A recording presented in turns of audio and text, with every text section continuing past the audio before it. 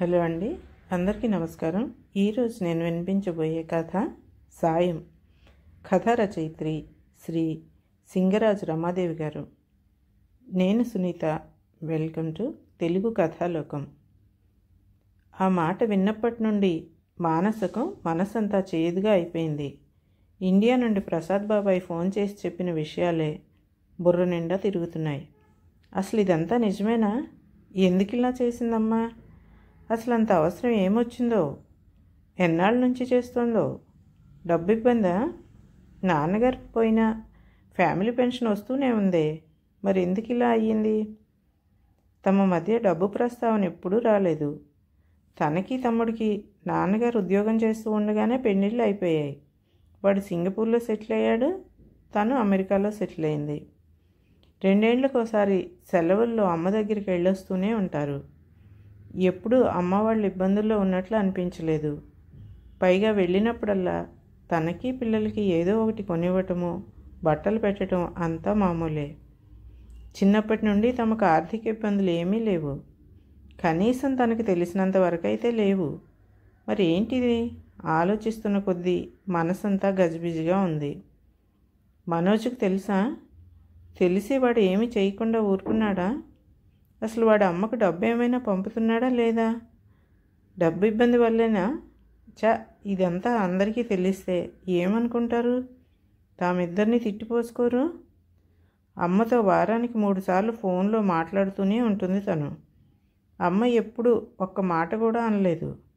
బాధపడినట్లు కూడా అనిపించలేదు. మరి లేక తనే తెలుసుకోలేదా? తన గోలలో తనుండి పట్టించుకోలేదా? మానసకు బాధ, అవమానం మనసంతా నిండి మెలిపెడుతున్నాయి. వెంటనే ఫోన్ చేసి అడుగుదామంటే ఏమి వినాలో అని భయంగా ఉంది. తమ్ముడికి చేసి మాట్లాడదామంటే వాడికి అసలు విషయం ఎంతవరకు తెలుసో తెలియదు. మర్నాడు అనుకోకుండా అమ్మే ఫోన్ చేసింది మానసకి. చాలా ఉత్సాహంగా మాట్లాడింది. పిల్లల గురించి అడిగింది. అమ్మ అడిగిన వాటికి అన్యమనస్కంగానే జవాబులు చెప్తూ ఉంది మానస. అడగాలనుకున్న విషయం ఆమె గొంతు దాటి బయటికి రావటం లేదు. ఆఖరికి అమ్మ ఇక ఉండనా మరి అంటూ ఉంటే మెల్లగా అమ్మ అంది. ఒక్క క్షణం అవతల వైపు నిశ్శబ్దం. తర్వాత చెప్పమ్మా అందమ్మ. మొన్న బాబాయ్ ఫోన్ చేశాడు, మెల్లగా మొదలుపెట్టింది. అమ్మ ఊహించిందే అనుకుంటా. నిట్టూర్పు వదులుతూ ఏమన్నాడు అని అడిగింది. మేమంతా చచ్చామనుకున్నావా అమ్మా? మాతో ఒక్క మాట కూడా అనలేదు. మనోజ్ ఏమీ పంపకపోతే నాకైనా చెప్పకపోయావా? ఎంతో సౌమ్యంగా మెల్లిగా అడుగుదామని ప్లాన్ చేసుకున్నది కాస్త కోపం, ఏడుపు కలగలిపిన గొంతుతో ఒక్కసారిగా అడిగేసింది మానస. ఏంటమ్మా నువ్వు అంటున్నది? పంపటమేమిటి? తల్లి భవానీ గొంతులో అయోమయం. అదేనమ్మా, నీకు డబ్బు ఇబ్బంది ఉంటే మాకు చెప్పొచ్చు కదా. అయినా నీ కొడుకు లక్షల్లో సంపాదిస్తున్నాడు. ఆ మాత్రం పంపలేడు? లేక అక్కడ వాడు కొన్న ఆస్తులకి ఈఎంఐ కట్టడానికి సరిపోతుందేంటి వాడి జీతం? గుక్క తిప్పుకోకుండా అక్కసంతా వెళ్ళగక్కేసింది మానస. మను, నువ్వేమనుకుంటున్నావో నాకు అర్థం కావటం లేదు. అసలు నాకు డబ్బు ఇబ్బంది అని ఎవరు చెప్పారు? నెల నెల వచ్చే మీ నాన్నగారి పెన్షన్ నాకు బాగానే సరిపోతుంది. నా ఒక్కదాని ఖర్చు ఎంత ఉంటుంది? నాకు నువ్వేం పంపక్కర్లేదు. నీ తమ్ముడు అంతకన్నా పంపక్కర్లేదు. భవానీ స్వరం కాస్త తీవ్రంగానే వినపడింది. ఆ స్వరానికి మానస కాస్త తగ్గి, మరి బాబాయ్ అలా చెప్పాడేంటి? కొంచెం సంశయంగా అడిగింది. ఏమని చెప్పాడు? అదే, నువ్వు 4 ఇళ్లల్లో వంటలు చేస్తున్నావని. ఆ మాటలు అంటూ ఉంటేనే ఎలాగో అనిపిస్తుండగా ఎలాగోలా అనేసింది. భవానీ ఏ భావము లేకుండా అలా అన్నాడా అంది. అబ్బా ప్లీజ్ చంపొద్దమ్మా. అసలు విషయం ఏంటో చెప్పు. నాకు విన్నప్పటి నుండి మనసులో లేదు. ఎంత బాధగా ఉందో తెలుసా? నిజమేనా అది? ఆతృతగా అడిగింది మానస. నిజమే, స్థిరంగా అంది భవానీ. వంట వరకు నిజమే. కాకపోతే 4 ఇళ్ళకి వెళ్ళి నేను చెయ్యట్లేదు. నా ఇంట్లో నేను చేసింది 4 వచ్చి తీసుకెళ్తున్నారు. అంటే ఇంట్లో మెస్ లాంటిది ఏమైనా పెట్టావా? మానసకి అయోమయం అంతకంతకి పెరిగిపోతుంది. మను, నన్ను అసలు చెప్పనిస్తావా? కాసేపు నువ్వు ఆందోళన పడకుండా, అడ్డు ప్రశ్నలు వేయకుండా వింటానంటే వివరంగా చెప్తాను అని చెప్పటం మొదలుపెట్టింది భవానీ. కొన్నాళ్ల క్రితం పక్క ప్లాట్ ప్రీతి లిఫ్ట్ తెరుచుకుని వాళ్ళ ఇంటివైపు వెళుతూ హలో ఆంటీ అని పలకరింపుగా నవ్వింది. అప్పుడే సాయంత్రం వంట ముగించి టీవీ ముందు కూర్చున్న నేను హాల్లో బాగున్నావా ప్రీతి అంటూ పలకరించాను. నీరసంగా నవ్వుతూ లేదాంటీ 2 రోజుల నుంచి వామిటింగ్స్, ఇప్పుడే డాక్టర్ దగ్గరికి వెళ్ళి మందులు తెచ్చుకుంటున్నాను అంది. అయ్యో అవునా, ఏమైంది? బయట ఫుడ్ ఏమైనా తిన్నారా? పడలేదా అని అడిగింది. మేము వారంలో 5 రోజులు బయట ఫుడ్డే కదా ఆంటీ తినేది.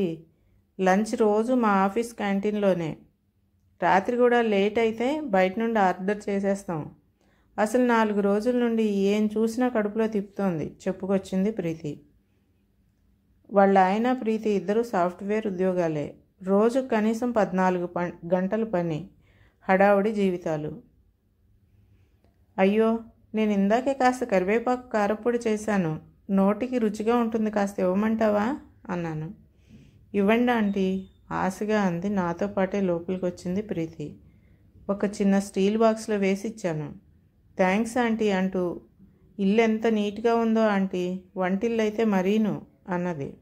పాడు చేయటానికి ఎవరున్నారని? నేను ఒక్కదాన్నే కదూ అన్నాను.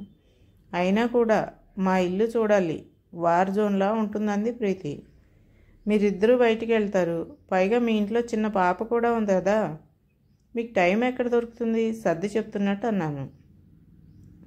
నిజమే ఆంటీ అని నిట్టూరుస్తూ వస్తానని థ్యాంక్స్ చెప్పి వెళ్ళిపోయింది ప్రీతి. తను వెళ్ళిపోయాక సీరియల్ చూస్తున్నా ప్రీతి మాటలపైనే ఉంది నా ధ్యాసంతా.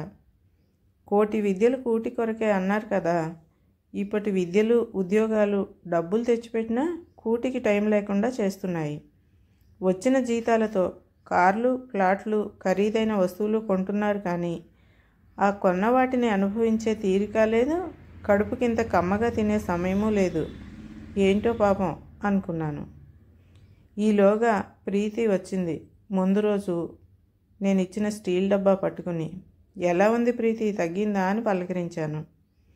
పర్వాలేదంటే ఈవేళ కొంచెం బెటర్, ఒక్కరోజుకే పీకిపోయిన మొహంతో అంది. టీపై మీద స్టీల్ బాక్స్ పెట్టి సోఫాలో కూర్చుంటూ ఆంటీ కారప్పొడి చాలా బాగుంది, 2 పూటలా దాంతోనే తిన్నాను. మా వాళ్ళిద్దరూ నాతో పోటీకిచ్చి మొత్తం లాగించేశారు. మా చిన్నది కూడా అదే తింది. రాజు అయితే ఆంటీని అడిగి రెసిపీ రాసుకో అని చెప్పాడు. గలగలా చెప్పింది. అయ్యో నేను కొంచెమే చేశానమ్మా, మళ్ళీ చేసిస్తాలే నవ్వుతూ అన్నాను. కాసేపు కబుర్లు చెప్పి వెళ్ళిపోయింది. ఆమె మాటల్లో నాకు అర్థమైంది ఏంటంటే, ఇంటర్ నుండి ప్రీతి చదువు అంతా హాస్టల్లోనే సాగింది. క్యాంపస్ సెలక్షన్లోనే ఉద్యోగం, హాస్టల్ నుంచి పీజీ అకామిడేషన్లోకి, అక్కడ మెస్ భోజనమే. ఇప్పుడు ఈ సంసారం, ఇంటి పని వంట పని, పాప పనితో సతమతం అవుతోంది. పైగా వంట అస్సలు రాదట. మీరు ఎలా చేస్తారంటే ఇంత బాగా, నాకు కూడా నేర్పించండి అంటూ ప్రీతి ఒకటే అనటం. నవ్వొచ్చింది నాకు. ప్రొద్దుట లేస్తే వంట చేయటంతోనే గడిచిన జీవితం నాది. 12-13 ఏళ్ల నుండే అమ్మకి వంటలో సాయం చేసేదాన్ని. పెద్ద కూతుర్ని కదా, ఇక పెళ్ళయ్యాక అత్తగారింట్లోనూ పెద్ద సంసారమే. అత్తగారు మామగారు మరుదులు ఆడబడుచు. మా ఆయన పెద్దవాడు అవటంతో అందరి పెళ్ళిళ్ళు మా తర్వాతే అయినాయి. పెద్ద కోడలిగా బాధ్యతలు బాగానే ఉండేవి. పైగా అందరూ భోజన ప్రియులు. అంతమంది ఇష్టాయిష్టాలు గమనిస్తూ ఎక్కువ రకాలే వండాల్సి వచ్చేది. అలా అవసరం కొద్దీ వంట బాగా అలవాటైపోయింది. తిన్నవాళ్ళందరూ కూడా నా వంట అద్భుతంగా ఉందని మెచ్చుకునేవారు. నేను వంట ఆసక్తిగా చేసేసేదాన్ని. మరుదులు ఆడపడుచుల పెళ్ళిళ్ళు అయిపోయి వెళ్ళేలోపు మాకు పిల్లలు పుట్టడం, వెరసి కుటుంబ సభ్యుల సంఖ్య దాదాపు మళ్ళీ అంతే. ఇక పిల్లలు పెద్దవాళ్ళై వాళ్ళ పెళ్ళిళ్ళు పురుళ్ళు పుణ్యాలు, ఏనాడు వంటింటికి నాకు రెస్ట్ ఉండేది కాదు. అలాంటిది పిల్లలు ఫారెన్లో సెటిల్ అవ్వటం, 1.5 ఏళ్ల క్రితం ఈయన పోవటంతో ఇన్నాళ్లకి ఇలా ఒంటరిగా ఒక్కదానికి వండుకోవాల్సి వస్తుంది. నిట్టూర్పుతో ఆలోచనలు కట్టిపెట్టి లేచాను. మర్నాడు కాస్త నిమ్మకాయ ఊరగాయ తీసి చక్కగా పోపు వేసి మంచి మిరియాల చారు పెట్టి 2 తీసుకెళ్ళి ప్రీతికి ఇచ్చాను. చాలా ఆనందపడిపోయారు వాళ్ళు. ఒక్కదానికి వండుకోవటానికి ఆసక్తి లేక ఏదో ఇంత ఉడకేసుకు తింటున్న నాకు వాళ్ళకి అలా వండి ఇవ్వటం, వాళ్ళు దానిని పరమానందంగా తినటం ఎంతో తృప్తినిచ్చింది. నేను ఆ రోజు ఎంతో తృప్తిగా తిన్నాను. అలా వారంలో 1-2 సార్లు వాళ్ళకి ఏదో ఒకటి చేసి ఇవ్వటం అలవాటైపోయింది. వాళ్ళు చిన్నది ఈరా కూడా, అమ్మమ్మ ఈవేళ ఏం చేసావు, చారు పెట్టావా అంటూ మా ఇంట్లోనే తిరగటం మొదలుపెట్టింది. ఇంతలో ప్రీతి ఒకరోజు ఒక శుభవార్త తెచ్చింది. తను మళ్ళీ ప్రెగ్నెంట్ అని. నేను సంతోషపడి ఏం తినాలన్న కోరిక కలిగినా మొహమాట పడకుండా నాకు చెప్పమన్నాను. ప్రీతి వాళ్ళ అమ్మ అప్పుడు ఆస్ట్రేలియాలో ఉంది. ప్రీతి వాళ్ళ చెల్లెలు మొదటి కాన్పు కోసమని. తను చెమర్చిన కళ్ళతో అలాగే aunty, thank you so much అన్నది. కానీ అనుకోకుండా తనకి తర్వాత నెలలో వచ్చిన కొన్ని కాంప్లికేషన్స్తో 1-2 నెలలు జాగ్రత్తగా ఉండాలి, బెడ్ రెస్ట్ తీసుకోమన్నారు. వాళ్ళకి ఇంకా ఇబ్బంది అయ్యింది. వంటరాని ఆ అబ్బాయి తిప్పలు పడుతూ వండటం, కుదరని రోజు బయట నుంచి తేవటం, అది ఆ అమ్మాయికి సహించకపోవటం, ఇలా వాళ్ళ తిప్పలు చూసి నా వంటతో పాటు మీకు కూడా చేసి పెడతాను కొన్ని రోజులు, మీరు అవస్థ పడకండి అన్నాను. ఓహో బాగుందమ్మా, వాళ్ళకి ఫ్రీగా చాకరీ చేసి పెడుతున్నావన్నమాట మధ్యలో ఆపి మానస ఉక్రోషంగా అంది. ఆగు మొత్తం విను అంటూ చెప్పబోయిన భవానీతో, బబ్బులుని స్కూల్ నుంచి తీసుకొచ్చే టైం అయిందమ్మా, తర్వాత మాట్లాడదాం అని ఫోన్ పెట్టేసింది మానస. ఫోన్ పెట్టేసిన భవానీ మనసులో అవే ఆలోచనలు కొనసాగాయి. నిజానికి ప్రీతి వాళ్ళు చాలా మొహమాట పడిపోయారు. వద్దంటీ, పెద్దవాళ్ళు మిమ్మల్ని ఇబ్బంది పెట్టలేమన్నారు. తనే పెద్దదాన్ని, నాకు ఒక్కదానికే పని లేక బోర్ కొడుతోంది అంటూ మొత్తానికి వాళ్ళని ఒప్పించింది. కానీ సరుకులు కూరగాయలు అన్నీ మేమే తెచ్చిపెడతాం, ప్లీజ్ కాదనకూడదు అన్నారు. తను కొంత తర్జన భర్జన పడి తర్వాత సరేనంది. అలా మొదలుపెట్టిన తన సాయం తమ మధ్య ఒక అనుబంధంగా మారిపోయింది. కాస్త కుదుటపడ్డ ప్రీతి ప్రతిరోజు వచ్చి కూర్చుని కబుర్లు చెప్తూ మర్నాటికి కావలసిన కూరగాయలు తరిగిపెట్టేది. ఈరా అక్కడే కూర్చుని హోంవర్క్ చేసుకునేది.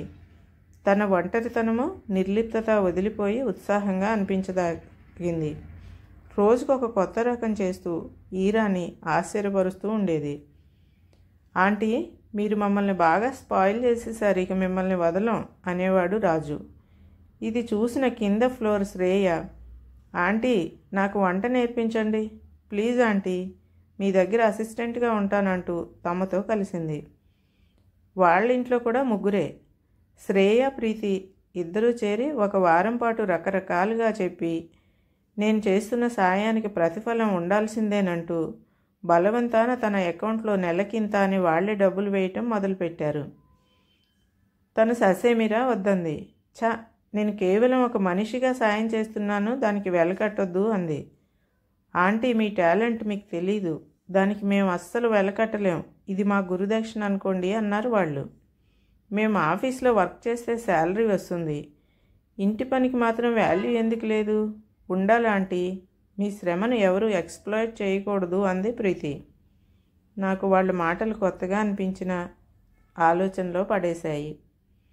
రోజు సాయంత్రం ఇద్దరూ వచ్చి కబుర్లు చెప్తూ మర్నాడు వంటకి నాకు కావలసిన కూరలు తరిగి టిఫిన్కి పిండి ఏదైనా రుబ్బాల్సి ఉంటే రుబ్బి అన్నీ రెడీగా పెట్టి వెళ్ళేవాళ్ళు. ప్రీతిని వద్దన్న శ్రేయనే ఎక్కువగా చేసేది. శ్రేయ కూతురు పింకీ వాళ్ళ ఇంట్లో ఉన్న బ్లాక్ బోర్డ్ ఒకటి తెచ్చి గోడకు తగిలించింది. ఈరా తను కలిసి దాని మీద టుడేస్ మెనూ అని రాసి దాని కింద ఆ రోజు వంటకాలన్నీ రాసి పెట్టేసేవారు. పక్కనే ఆ కాయగూరల బొమ్మలు గీసేవారు. ఇద్దరూ చిన్నవాళ్లే. ఒక్కొక్క వంటకి వాళ్ళు ఇంగ్లీష్లో రాసే స్పెల్లింగ్స్ చూసి మేము తెగ నవ్వుకునేవారం. వాళ్ళు 4 నెలలుగా డబ్బులు అకౌంట్లో వేస్తున్నా ఎందుకో తీయబుద్ధి కాలేదు. అకౌంట్లో బ్యాలెన్స్ చూసుకుంటే ఎంత చిత్రంగా ఉద్వేగంగా అనిపించిందో. నా జీవితంలో మొట్టమొదటి సంపాదన. 60 ఏళ్ల వయసులో అచ్చంగా నాదే ఆ డబ్బు. ఎందుకో తెలీదు, కొంత గిల్టీగా కూడా అనిపించింది. పిల్లలకి ఇప్పటి వరకు ఏం చెప్పలేదు, కానీ ఈవేళ మనుతో ఇవన్నీ పంచుకున్నాక మనసు తేలిగ్గా ఉంది. ఆలోచనల నుంచి తేరుకున్న భవానీ ఫోన్లో చెప్పలేకపోయిన ఈ విషయాలన్నీ వివరంగా రాసి మెయిల్ పెట్టింది మానసకి. మెయిల్ చదివిన మానస మర్నాడు తల్లికి ఫోన్ చేసింది. ఇదంతా మాతో ఒక్క మాట కూడా ఎందుకు అనలేదమ్మా నువ్వు? మానస మెల్లగా అడిగింది. ఈసారి ఆమె గొంతులో ఆక్షేపణ లేదు. భవానీ దీర్ఘంగా నిట్టూర్చింది. మీరు దీనికి ఎలా స్పందిస్తారో అర్థం కాలేదు. మాటల్లో చెప్తే మీ బాబాయ్ అన్నట్లు చేసేది వంట పనే. అయితే అసలు ఆ పనికైనా ఎందుకు అవమానపడాలి? సరైన రీతిలో అర్థం చేసుకుంటే అది ఒక ఉద్యోగమే కదా. ఎక్కడో దూరాన ఉన్న మీకు ఈ నేపథ్యం అంతా చెప్తే అర్థం కాదు. అప్పుడు కూడా నచ్చకపోవచ్చు. మీ నాన్న ఉన్నప్పుడు కూడా నేను ఏది చెప్పాలన్నా 100 సార్లు రిహార్సల్ వేసుకుని చెప్పేదాన్ని. దేనికి కోపం వస్తుందో తెలిసేది కాదు. ఈ విషయం కూడా అందుకే మీకు చెప్పాలని ఎన్నోసార్లు నోటి వరకు వచ్చినా చెప్పలేదన్నది భవానీ మెల్లగా. వింటున్న మానసని కొత్త ఆలోచనలు ఎన్నో ఒకేసారి ఉక్కిరి బిక్కిరి చేసేశాయి. అసలు అమ్మ వైపు నుండి ఎప్పుడైనా ఆలోచించామా? అమ్మగా కాకుండా ఒక వ్యక్తిగా తనని అర్థం చేసుకునే ప్రయత్నం చేశామా? పైగా బయట హోటళ్లలో, టీవీ షోసు, యూట్యూబ్లో షెఫ్స్కి ఇచ్చే గౌరవం వీళ్ళకి ఎందుకు ఇవ్వము? వంటలక్కని ఎందుకు చులకన? మానస అంతరంగంలో ఎన్నో భావాలు, సందేహాలు. మానస ఏమీ అనకపోయేసరికి అవతల వైపు నుండి భవానీ హలో హలో అంటోంది. తేరుకున్న మానస తడబడుతున్న గొంతుతో, సారీ అమ్మా, నేను కూడా నిన్ను సరిగా అర్థం చేసుకోలేదు అని మళ్ళీ, అమ్మా ఇంత ఎక్స్ట్రా పనితో నీ ఆరోగ్యం పాడైతే వాళ్ళు వచ్చి నీకు చేస్తారా? అప్పుడు ఎంత కష్టం? మానస ఇంకా సమాధాన పడలేకపోతుంది. నాకు మొదట్లో ఆ భయం వేసింది, కానీ చిత్రంగా ఈ పని మొదలెట్టాక నాకు నీరసం, నిర్లిప్తత వదిలిపోయి కొత్త ఓపిక వచ్చింది. ఇదివరకు ప్రొద్దుటే లేచి ఏం చేసేది ఉందిలే అని బద్ధకంగా అనిపించిన నాకు ఇప్పుడు ఎప్పుడెప్పుడు లేద్దామా అనిపిస్తోంది. పైగా ఈ మధ్య 1-2 రోజులు నాకు నలతగా ఉన్నప్పుడు శ్రేయ, ప్రీతి నా గురించి తీసుకున్న శ్రద్ధతో నాకు ఆ భయం కూడా పోయింది.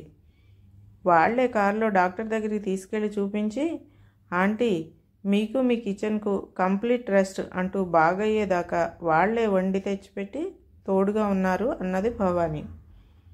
అవునా, నువ్వు మా దగ్గర చాలానే దాచావమ్మా నిష్ఠూరంగా అంది మానస. భవానీ వెంటనే, అయ్యో మను, మీ నుంచి దాచాలని కాదు తల్లి, అంత దూరంలో ఉన్న మిమ్మల్ని ఇబ్బంది కానీ కంగారు కానీ పెట్టకూడదని మాత్రమే నొచ్చుకుంటూ అంది. కానీ ఒకందుకు సంతోషంగా ఉందమ్మా. నేను తమ్ముడు ఇద్దరం దగ్గరలో లేము. డాడీ పోయాక నువ్వు ఒంటరిగా ఎలా ఉంటున్నావో అనే దిగులుండేది. ఇప్పుడు నువ్వు ఇవన్నీ చెప్తుంటే హ్యాపీగా ఉందమ్మా. అసలు ఆ ప్రీతి, శ్రేయ ఎవరో నేను కూడా చూడాలి, మాట్లాడాలమ్మా. చెప్పాలంటే మా ప్లేస్ వాళ్ళు లాగేసుకున్నారు కదా, ఒకంత అసూయగా అంది మానస. భవానీ నవ్వి, అదేమీ లేదు, మీ స్థానం మీదే మను, నువ్వు మనోజ్ నా ప్రాణం అంటూ నాకు కూడా ఈవేళ ఒక పెద్ద భారం దిగిపోయింది. ఈవేళ దాచుకున్నదంతా చెప్పేశాను, ప్రాణం తెరిపిన పడ్డట్టుంది అన్నది. మానసకి తల్లిని కొత్తగా చూస్తున్నట్లు అనిపించింది. ఇద్దరి మధ్య కొత్త అవగాహనతో దగ్గరితనం పెరిగినట్లు అనిపించింది. ఇప్పుడు మానసకి ప్రీతి, శ్రేయ ఇద్దరు ఫేస్బుక్ ఫ్రెండ్స్. వాట్సాప్లో, ఫేస్బుక్లో వాళ్ళతో మాట్లాడుతూనే ఉంటుంది. ఒక 15 రోజుల తర్వాత అమ్మతో కాన్ఫరెన్స్ కాల్ మాట్లాడుతోంది. మానస తమ్ముడు, మరదలు కూడా ఉన్నారు కాల్లో.